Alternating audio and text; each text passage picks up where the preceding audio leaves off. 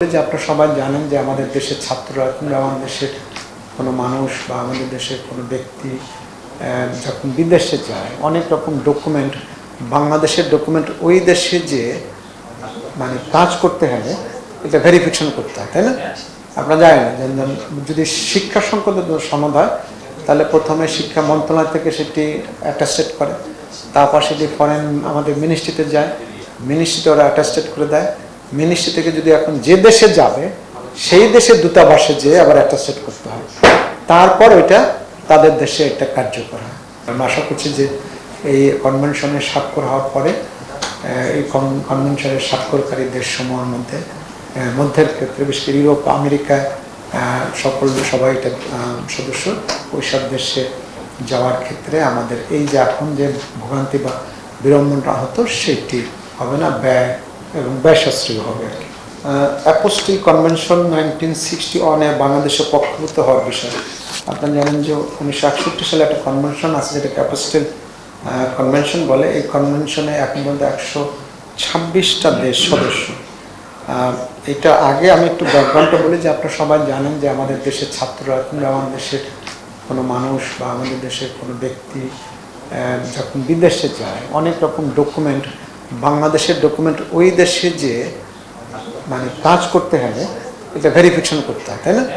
আপনারা জানেন না যদি শিক্ষা সংক্রান্ত সনদ হয় তাহলে প্রথমে শিক্ষা মন্ত্রণালয় থেকে সেটি অ্যাটাস্টেড করে, তারপর সেটি ফরেন আমাদের মিনিস্ট্রিতে যায়, মিনিস্ট্রিতে ওরা অ্যাটাস্টেড করে দেয়, মিনিস্ট্রি থেকে যদি এখন যে দেশে যাবে সেই দেশের দূতাবাসে যেয়ে আবার অ্যাটাস্টেড করতে হয়, তারপর ওইটা তাদের দেশে একটা কার্যকর হয়।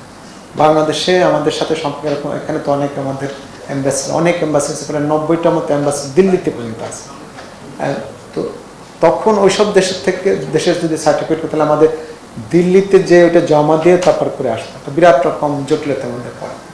কিন্তু এই অ্যাপোস্টিল কনভেনশন 1961 যারা সদস্য, এখানে বলা হচ্ছে যে এদের একটা সাধারণ পদ্ধতি আছে, সেই পদ্ধতিতে একটা নির্দিষ্ট ফরম্যাট আছে, সেই ফরম্যাট অনুযায়ী সংশ্লিষ্ট মন্ত্রণালয় বা সংশ্লিষ্ট দেশের ফরেন মিনিস্ট্রি যখন ওটাকে মানে যিনি করবেন তিনি ওই আবেদন করবেন এবং ফরেন মিনিস্ট্রি যদি অ্যাটাস্টেড করে দেয় বা ভেরিফাই করে দেয় তাহলে আর ওইটা ওই দেশের এমবাসিতে যে অ্যাটাস্টেড করতে হয় ওইটা সরাসরি তারা গ্রহণ করবে।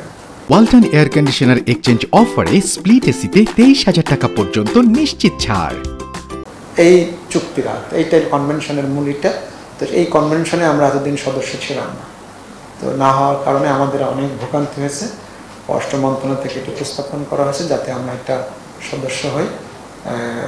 মন্ত্রিসভা আজকে খুব বলবো যে খুবই ইতিবাচকভাবে এটা গ্রহণ করে এটা তারা অনুমোদন করেছে যে এটা দ্রুত করা দরকার।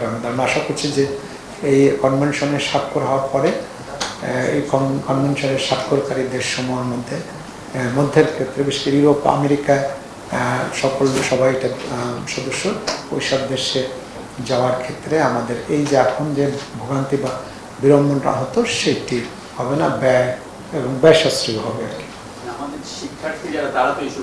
অবশ্যই শুধু শিক্ষার্থী না, আমার তো এখনো মনে আছে আমি যখন ইংল্যান্ডে গেছিলাম আমার বৈবাহিক সার্টিফিকেট জমা দিতে বলা হয়েছে ভিসার জন্য, তো তখন আমাকে এই একই পদ্ধতিতে করতে হয়েছে।